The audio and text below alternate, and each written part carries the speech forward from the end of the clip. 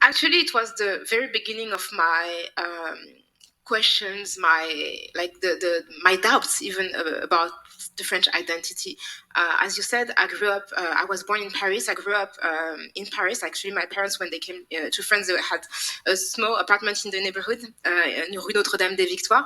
So to me, it was obvious that I was part of the national fabric, that I was Parisian, that I was French, and like as a child and as a teenager, I grew up in a very mixed part of Paris in the 19th district, which is very mixed. So being a black person wasn't really an issue, and that wasn't a part of my identity that really questioned anyone around me.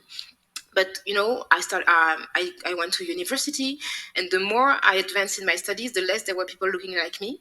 And at some point, I was the only one. I was the only person of color. I was the only black woman, and I started to focus much attention and having people asking me, "Where do you come from?" And I was like, very genuinely saying, "I come from Paris," and people were not. Some people were not satisfied, so they would ask me, "But where were you born?" I was born in Paris. But where were you before? Before I was born? So the real question that you want to have an answer to is, why are you black?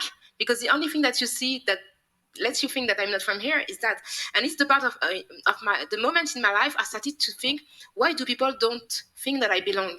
And I started to watch movies more closely, to watch TV, and to see that there were not many people who look like me, and it was really easy to think that France was a white country, especially at that time, because it has evolved.